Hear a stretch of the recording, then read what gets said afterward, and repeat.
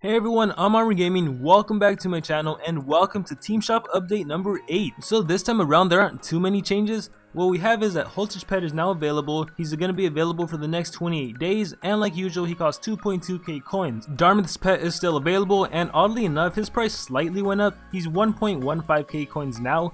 He used to only cost 1.1k coins, so that's a little odd. But moving on, we now have Master Skill in the team shop, and Master Skill replaced Reptile. So besides being able to buy generals and generals pets in the team shop, Social Point always puts in one random legendary, and this time it's Master Skill. We have General Nishant, who now costs 1.05k coins, whereas he used to cost 1.15k coins. We have General Holter, who used to cost 1.05k coins, and now he costs 1k coins. So both Nishant and Holter, the price went down. And the monster to have the most significant drop would probably be General Altis, who dropped 200 coins. He used to cost 1k coins and now he's only 800. So General Altis is the newest general to cost 800 coins, and this pretty much means he's going to be costing 800 coins for a while. And General Shannara is still there, General Uriah is right there, General Darmith, General Atum, and unfortunately General Ingvar has left the team shop. And this also means that the next monster to potentially leave the team shop is going to be General Atum, followed by General Darmith. So if you haven't gotten your hands on a General Atum yet, be sure to get him this month. As for the epics, we have Pandaval and Plethodon, and I just gotta say, Pandaval is not worth buying. 700 coins for this monster would be a total waste. Plethodon would be a better purchase. He costs 100 coins less and he's honestly a better monster. But anyways, most people here aren't concerned about epics, so I'm just gonna skip them entirely. Now before I give you guys my thoughts and opinions on who I think is worth buying, I always have to start these videos off by saying this. At the end of the day, there's only one person that can decide what monster is worth buying, and that person is you. You're the one in control of your own game. You're the only one who knows how hard you had to work in order to get the number of coins that you have. You're the only one that has access to all the information. So number one, when deciding what monster you should purchase, I always say go with whatever you want. If for the longest time you wanted to get a monster because he looks really cool, let's just say the monster isn't even good and you just want that monster because it looks amazing, forget everyone else's opinion, forget if they tell you that that monster sucks, forget if they tell you that that monster's not worth it, forget if I tell you that it's not worth getting that monster. At the end of the day, you're the one making the decision, you're the one that got your war coins, and if you want that monster, if getting that monster makes you happy, go ahead and do it. You don't have to listen to anyone else. So to summarize all that really shortly, get the monster that makes you happy. The second thing I have to say is to get the monster that is the most useful, and specifically I talk about that in terms of team war. And what I mean by that is, if you're missing an element, if you're missing any single element,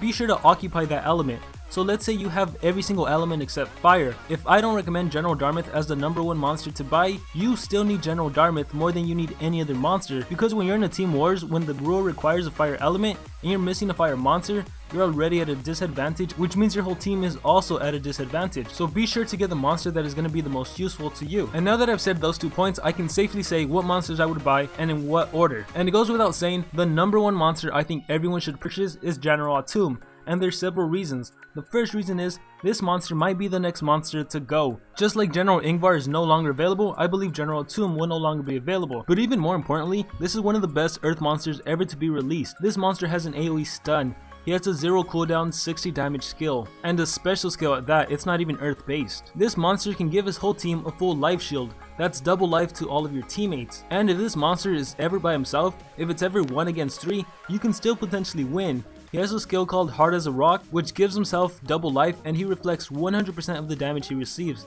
This monster is incredibly good, one of the best earth monsters in the game by far. So my number one recommendation is to get General Atum, and quite possibly you might want to purchase a few of him. Next in line is the crowd favorite General Darmith. General Darmith is without a doubt one of the best fire monsters in the entire game. This monster has incredible stats and complementary skills to go along with his stats. His most popular move is Dragon Berserker, which gives him double damage and allows him to ignore 50% of incoming damage, which is the same as giving him a full life shield.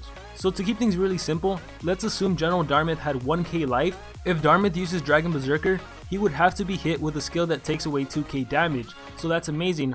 On top of that, if he ever gets possessed, rather than just wasting your turn recharging, you can use Dragon Berserker. He can ignore 50% of incoming damage and give himself double damage. He's a phenomenal monster. So number 2 goes to General Darmith. I would get Atum, then General Darmith. And after General Darmith, it gets a little more tricky. So usually it's easy to recommend monsters because you can just go by the lowest price. 800 is the best purchase price here. But I'm actually going to skip all of the generals and go to Master Skill. There was a time when Master Skill was one of the best dark monsters in the game. I think in the current meta he's a little outclassed now, but that doesn't mean he's not good. In fact, Master Skill has one of the best skill sets in the entire game. This monster has a possession skill that also blinds and daze. And you might be thinking, Armor, that's not good because then the enemy monster isn't going to hit his own teammate. But it actually is good because it can kind of act like an immobilizer for 2 turns. Granted, it's not like a Mega Sin or anything, it does have potential. So for example, if he uses this skill against an enemy monster, the first turn that enemy monster is possessed, so it's going to use up stamina attacking its teammate. Now because it's blinded and dazed, it does have negative 75% accuracy, so of course it might miss the teammate. But nonetheless, blind and dazed, they don't last one turn, they last several turns. So when it goes back to that monster, it's still going to have blind and dazed, it's still going to have negative 75% accuracy, so when that monster tries to attack your team, it still potentially will miss.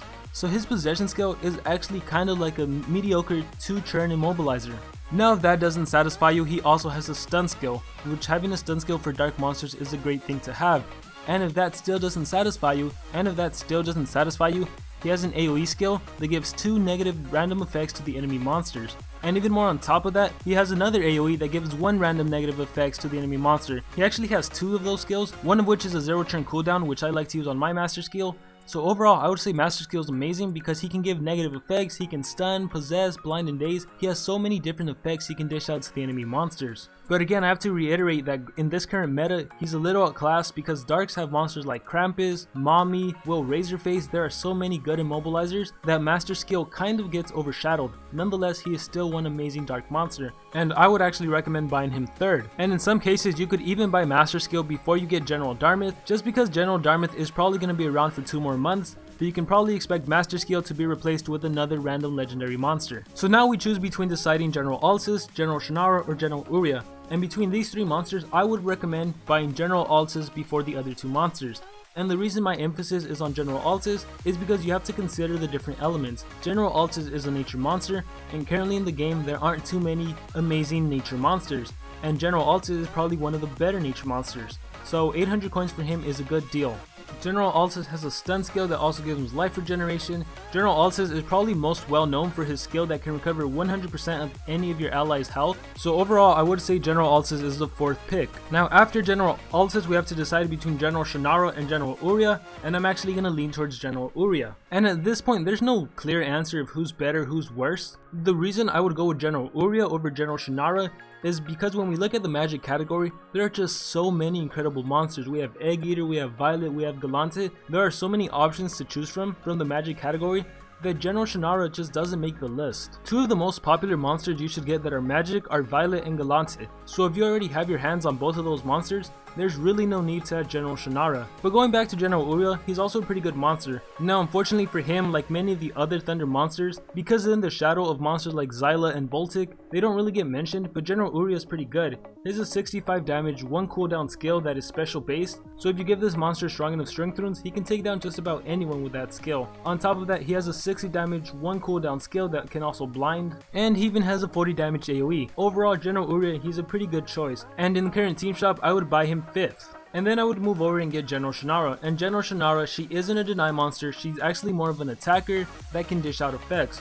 So one thing I do like about General Shannara is that she has a 0 cooldown stun skill, which can definitely come in handy if it's ever magic metal and you're going up against an enemy Timerion that does cooldowns activated. You at least still have your skill Mystic Teleport and you're going to be able to stun the enemy immobilizer. And on top of that, you are of course magic, so you can use some of her magic skills to take out Timerion whenever the cooldown disappears. And on that note of cooldowns, she has 2 skills, one of which is called Fire Astral Form, the other one of which is Nature Astral Form. One of them gives burning, one of them gives poison. I'm sure you can figure out which does which. They're 50 damage, they're magic based, they have a 1-turn cooldown, so again, going up against Timerion, she's a top choice. But again, there are so many amazing magic monsters that I don't see her really being picked unless there are certain circumstances that calls for her abilities. And then at this point, it gets pretty easy to tell you guys who I think you should get, because now we can just focus on the price. General Holter costs 1k coins, General Nishant costs 1.05k coins, so as you can see, all of the generals will eventually cost 800 coins. Get General Holter, then get General Nishant. Although honestly, from this point on, I wouldn't buy any of the monsters because they don't cost 800 coins. Again, really quickly, Master Skill is an exception because he's not one of the generals, he's not one of the general's pets, he's never going to cost 800 coins. But Holter and Nishant, at this point, they're not worth buying. And I could only recommend getting these monsters, again, is if you're missing a monster in that category. So for example, if you have no dark monsters, then in this case I would say go ahead and get General Nishant, get yourself a dark monster. But anyways, Holter and Nishant, they're both pretty good attackers. General Holter is probably one of the best monsters that can deal a lot of spread damage. He can magnetize all of the enemies, he can give himself double damage, he has a 45 damage metal based AoE, so for spread damage he's your go-to guy. General Nishant, also a pretty good dark attacker.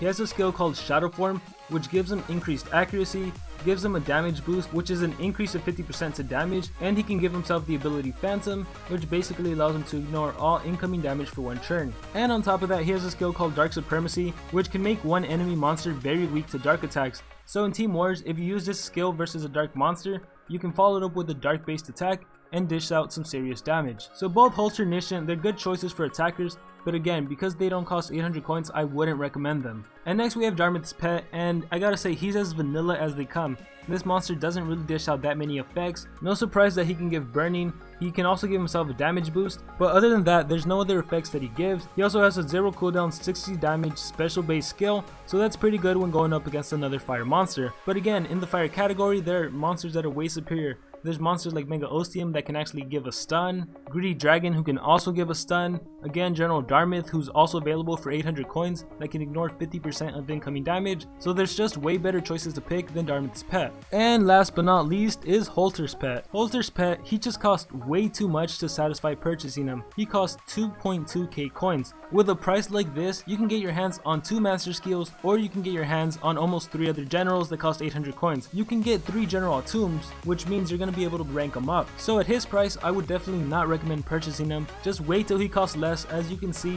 you just look over to the right. Darmith's Pet now costs 1.15k coins, so you know that in the coming months, Holter's Pet is going to be dropping too, just like all the generals dropped, so there's no point in wasting so many coins. And really quickly before I wrap up, I also have to say, if you spend your 800 coins and get yourself a general tomb and you're satisfied, just keep saving your coins, because keep in mind there's also times when the team shop will actually sell runes, and that's actually when you want to spend all of your coins. When there are runes available in the team shop, you know, level 5, level 7, level 9 runes, that's when you want to spend your coins, get your hands on all those runes. And I have a feeling that there might be runes in the team shop soon, because a fraternity event was announced a while back, and usually when we have that event, we also have runes in the team shop. But taking it back to what I said at the beginning of the video, always get the monster that is going to make you the most happy. And with that being said, thank you to everyone who made it to the end of the video. Be sure to leave a like if you enjoyed the video, share this video with all your friends. Like always, I hope everyone has an amazing day or an amazing night. Remember to dream big and pursue your passions.